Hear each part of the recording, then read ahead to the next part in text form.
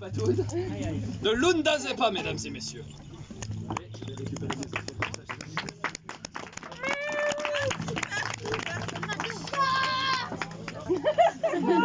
Tu fais de l'effet.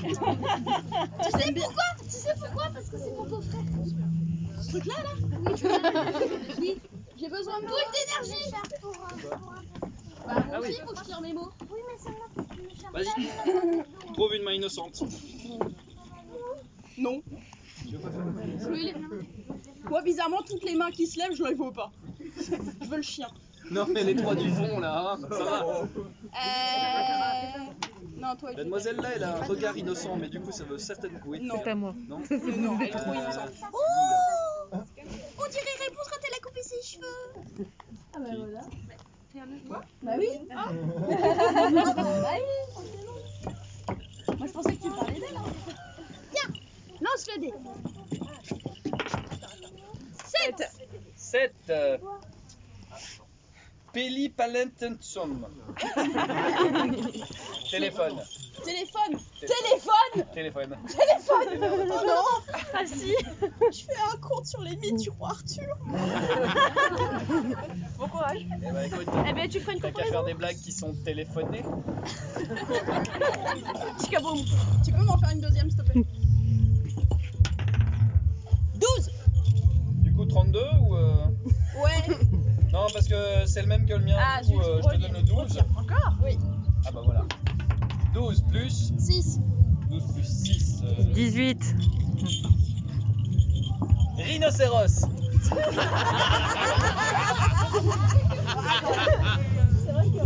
Téléphone et rhinocéros. Bon, je m'en colle une aussi. Oui, hein, vas-y, vas-y. Tu veux pas Couscette, c'est chouette. Papillon. C'est venu.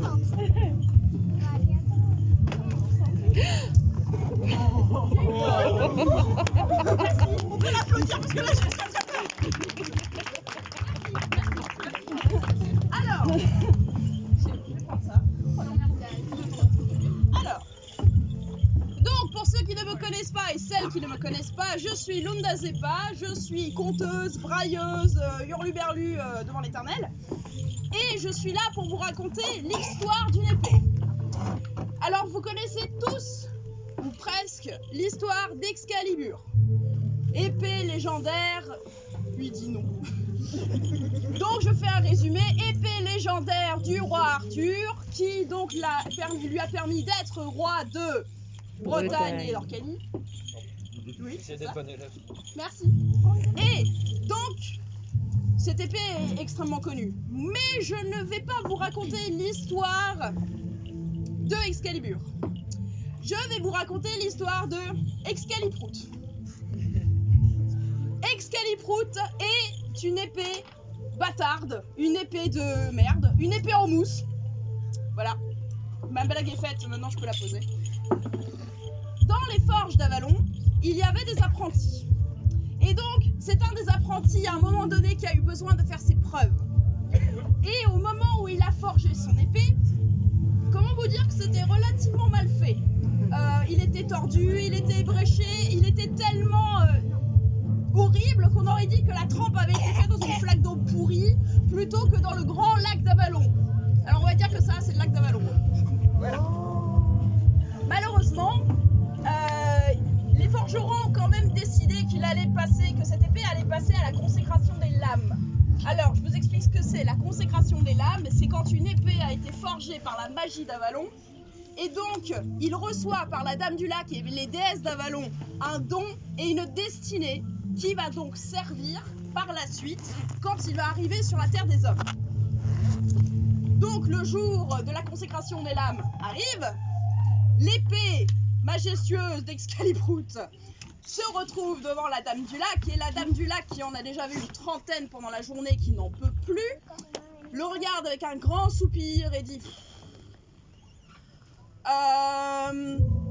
tu seras pêché dans les lacs du Connemara et tu chanteras ses louanges, et ainsi tu apporteras la paix à ces terres et à son porteur. Voilà. Non, on fait pas besoin. Merci mes chéris. Donc, ceci étant dit, la consécration des lames se termine, on va poser l'épée dans petit souci. Disons que le don de la Dame du Lac ne s'est pas passé comme prévu.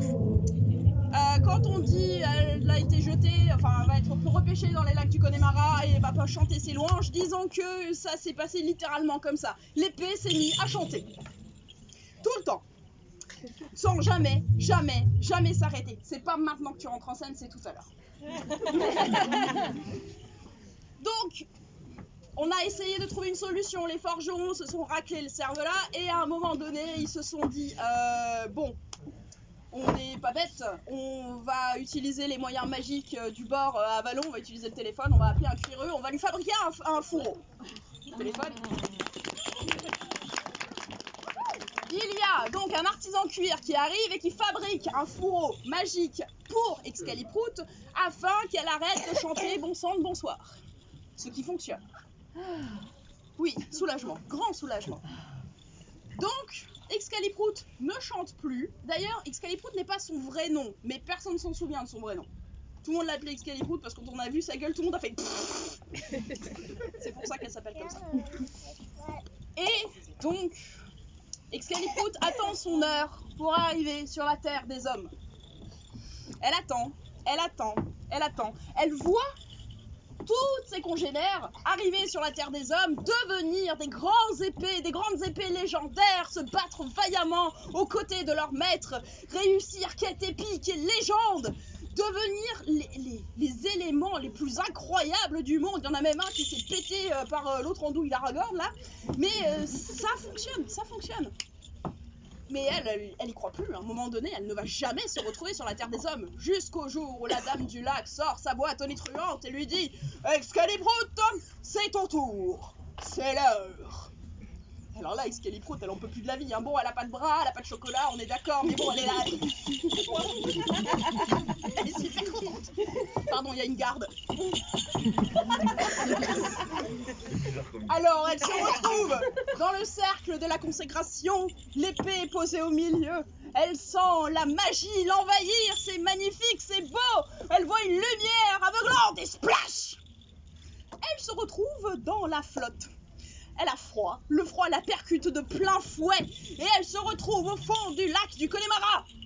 Mais elle touche à peine le fond du lac qu'une main énorme l'attrape par la garde et la sort de l'eau. Et elle se dit, c'est merveilleux, c'est chouette, c'est génial, je vais enfin rencontrer le compagnon de mes quêtes, celui avec qui je vais faire des énormes légendes de ouf, et c'est une petite fille rachitique avec une seule gueule.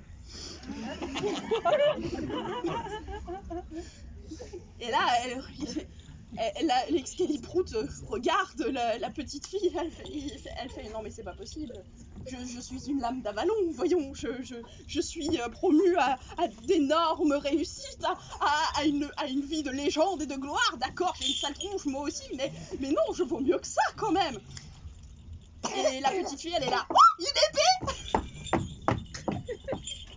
Alors la petite, elle prend l'épée avec le fourreau, hein, n'oubliez pas le fourreau, bon là je l'ai pas, mais vous avez compris l'idée, je suis en train de perdre ma fleur au passage.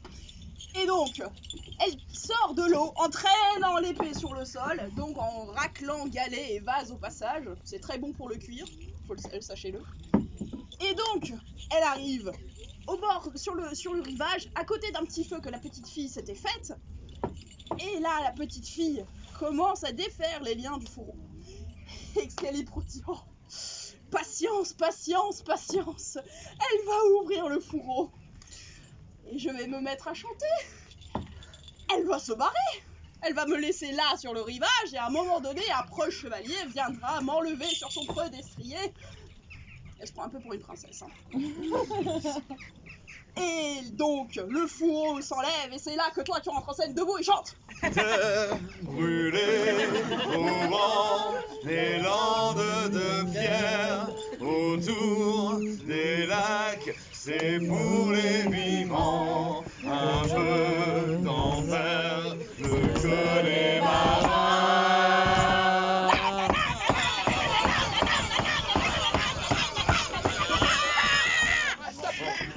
Merci. Bel organe. Je l'ai trouvé tout à l'heure, complètement par hasard. Quand il m'a dit je sais chanter cette chanson, j'étais là, les larmes ont coulé. c'est la super, je suis pas obligée de la prendre. Et donc, l'épée chante et chante, et en se disant, c'est bon, à un moment donné, n'importe quel moment, là, elle va me lâcher, elle va me laisser tomber par terre, et je vais être tranquille. Non. La petite fille avait l'épée dans les mains, tu peux me la refaire, juste le nanana. Non, non, juste le nanana.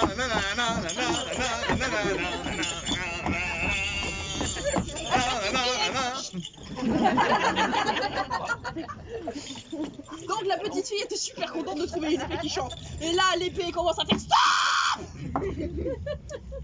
Et là, la petite fille, elle regarde et fait, oh, une épée qui chante et qui parle.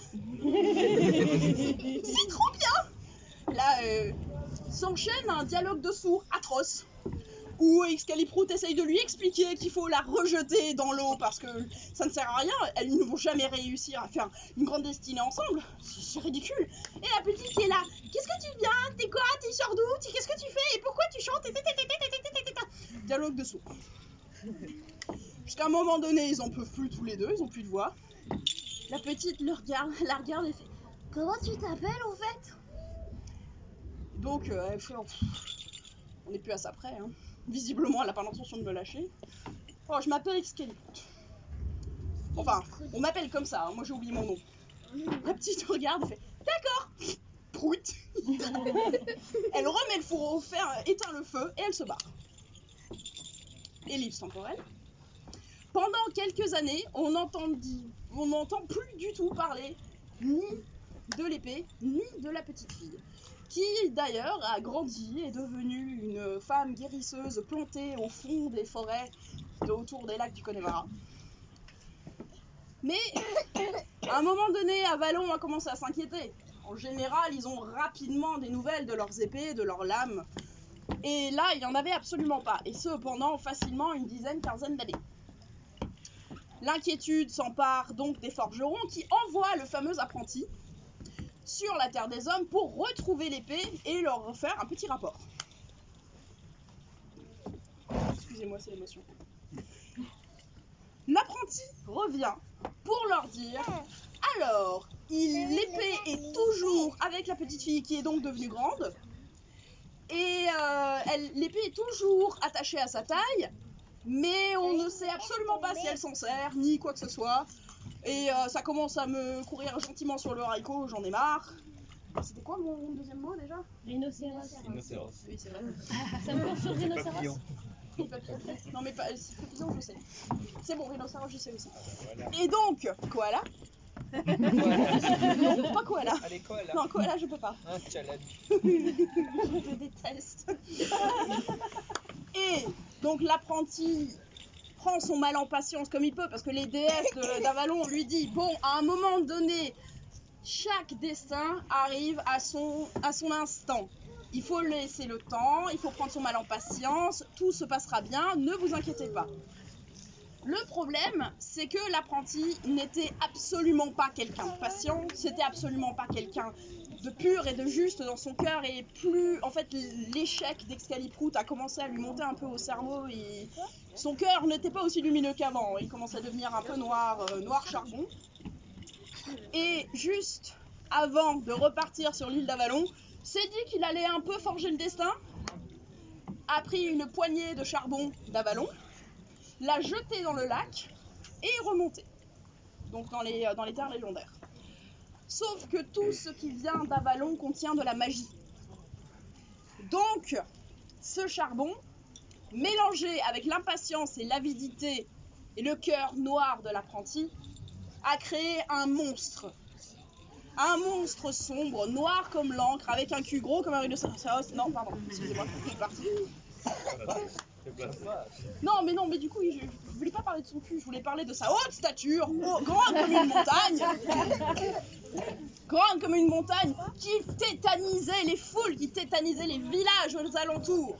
Il y avait des personnes qui disaient que d'un revers de main, il pouvait détruire un village entier. Et ce n'était pas tout à fait faux, étant donné qu'il y a plusieurs villages et visages qui ont été décimés dans le processus. Et à un moment donné, la créature noire comme l'encre s'est réfugiée dans les collines et on pouvait suivre sa trace en regardant les branchages calcinés et la suie qui parcourait le chemin. Il y avait tellement de blessés, tellement de morts, tellement de souffrances, qu'à un moment donné, on a envoyé des enfants chercher la guérisseuse au fond de la forêt pour qu'elle vienne soigner les blessés. Je suis trop émue, ça va Non, pas mais du c'est un terme technique de guérisseuse. Oui, voilà, soindre. Soindre. C'est la soindure. Ouais. Alors, la guérisseuse arrive dans le village, se rend compte des dégâts. Elle soigne les blessés et elle réfléchit tout de même et elle dit mais y a rien qu'on puisse faire pour ça parce que moi je veux bien soigner mais y a bien quelque chose que je peux faire. Au bout de quelques jours à soindre tout le monde, elle part se recueillir dans la forêt et discuter avec Excaliproot. Parce qu'avec le temps, elles sont devenues de fidèles amies et elle ne faisait jamais rien sans consulter sa lame. Et donc, Excaliproot lui dit, écoute, quand on est allé là-bas, j'ai reconnu la magie d'Avalon. Clairement, il y a quelque chose qui se passe, il y a de la magie dans l'air, et on sait tous que la magie peut être vaincue que par la magie. Et donc là, il y a quelque chose à faire, c'est une lame d'Avalon qui doit vaincre cette bête. Le problème, c'est que là, à des kilomètres à la ronde, il n'y a qu'une lame d'Avalon, et c'est moi. Il n'y a qu'un maître d'une lame d'Avalon, et c'est toi. Donc, il va falloir que nous, on attaque la bête, et qu'on la réduise en cendres.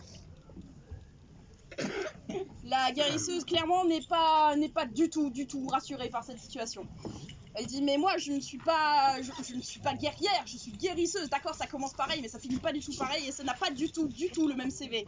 Je ne sais pas, moi, je me suis battue contre des troncs d'arbres, mais ils répondent pas. Là, c'est une bête, quoi. C'est grand, c'est fort, c'est pas un papillon, quoi.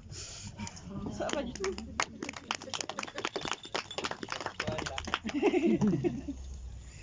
Et donc, Excaliproot lui dit, écoute, je sais que je ne ressemble à rien, je sais que toi non plus, je sais que franchement, nous ne sommes pas les héros légendaires que les gens attendent, mais là, il y a qu'une chose à faire, il n'y a que nous pour sauver ces villages, pour sauver ces gens-là, il n'y a que nous pour le faire.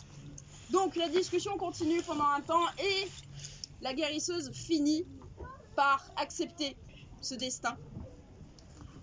Et ils vont à l'endroit de la forêt où il y a donc une percée noire dessus avec des branches calcinées, avec des arbres tombés. Ils font le tour et là ils voient la bête. Donc je vous avais dit, c'est une bête grande comme une colline, noire comme l'encre, avec des yeux, ça j'ai oublié de vous le dire, avec des yeux rouges comme la braise qui brûle. Franchement, c'est pas Jojo. Ça fait vraiment très très peur. Moi j'ai l'image en tête et je flippe un peu. Ouais, aussi flippant comme quoi, là. C'est à moi de la placer. Hein. Attention, hein. Ils vont derrière la bête et là, Excaliproot dit, c'est à moi de jouer. Retire ce fourreau. La guérisseuse retire le fourreau. Et là, dans le silence du crépuscule,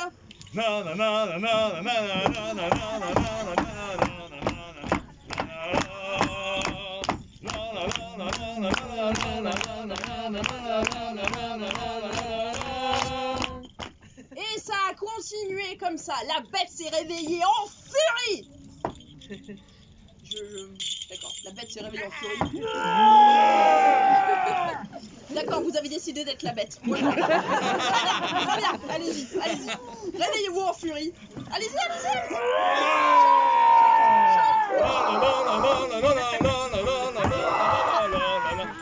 Elle se met comme ça, la guérisseuse, et elle repousse avec le son assourdissant. Avec le son assourdissant d'Excaliproot, arrive à repousser la bête jusqu'au lac. Je vais éviter de le faire tomber de là-dessus.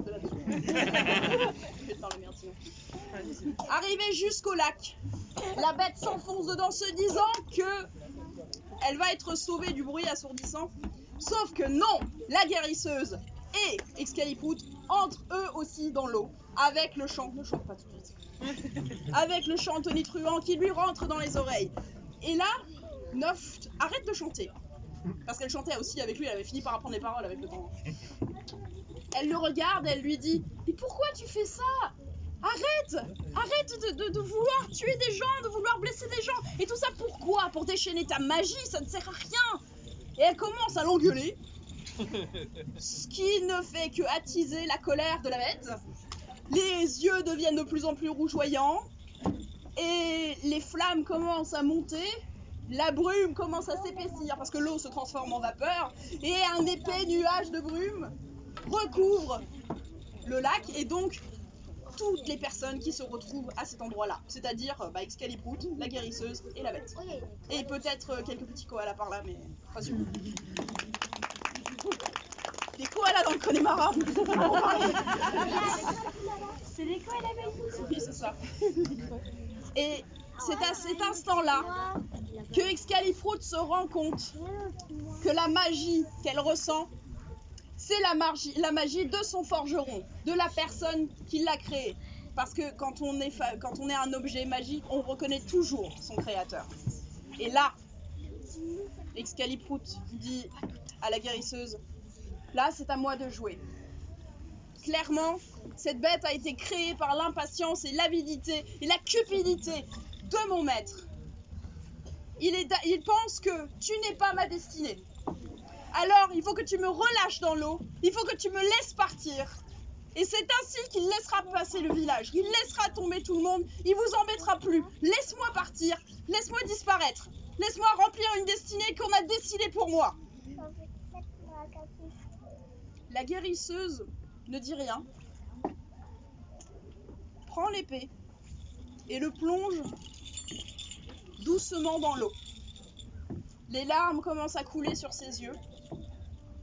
Et au moment où la pointe touche l'eau, les braises commencent à s'éteindre dans les yeux de la bête.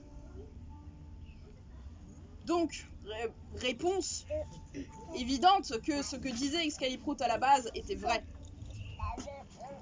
L'épée s'enfonce de plus en plus jusqu'à la garde.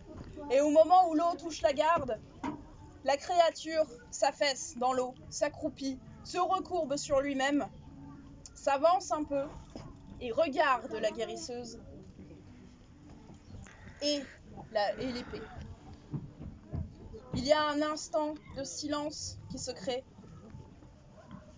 et là Noft n'en peut plus. Ah oui, je vous ai oublié de vous dire, la guérisseuse s'appelle Noft. Noft n'en peut plus. Elle fixe la bête droit dans les yeux. Elle prend Excaliproot, elle l'enfonce dans le cœur. Haletante, elle en peut plus. Elle retire Excaliproot et elle regarde la bête. La bête, tout d'un coup, s'allonge et se volatilise en une poussière de charbon et de lucioles. Noft ne voulait pas laisser partir son ami parce qu'elle savait que le destin d'Excaliproot n'était pas celle qu'on avait choisie pour elle, mais c'était celle qu'elles étaient en train de fabriquer ensemble. Alors, elles ont pris à deux leur destin, à deux mains, sur la garde, et elles ont accompli leur destin à eux. Elles ont vaincu la bête. Et les lucioles se sont envolées dans le ciel et ils se sont confondus avec les étoiles. La brume s'est dissipée et les villageois, le lendemain, n'ont trouvé ni créature, ni guérisseuse, ni épée. Alors évidemment, on est dans une situation où les villageois se rendent compte qu'une bête a disparu et qu'une guérisseuse a disparu. Qu'est-ce que c'est ? Une sorcière qui a sûrement invoqué un démon pour les torturer et pour ensuite se donner l'air d'être une grande sauveuse. Alors ils ont essayé de la pourchasser partout. Ils ont essayé de la trouver pour la pendre ou pour la brûler. En vain. Car Noft avait disparu avec les lucioles. Les dames du lac, les déesses d'Avalon, ont décidé de la prendre et de la nommer gardienne de magie des forges d'Avalon. L'apprenti, lui, s'est retrouvé banni d'Avalon est condamné à arpenter les terres du Connemara en punition. Et Excaliprout, quand il a vu que les villageois étaient partis pour chasser Noft et pour essayer de la cramer, a décidé de rester joyeusement dans les lacs du Connemara pour casser les oreilles de tout le monde, pour embêter toute personne qui décidait de déranger la tranquillité de ce bel endroit. Et c'est ainsi, mesdames et messieurs, que je dois vous le dire, Michel Sardou a fait une connerie. C'était quoi déjà la chanson déjà? La la la la la la la la la la la la la la la la la la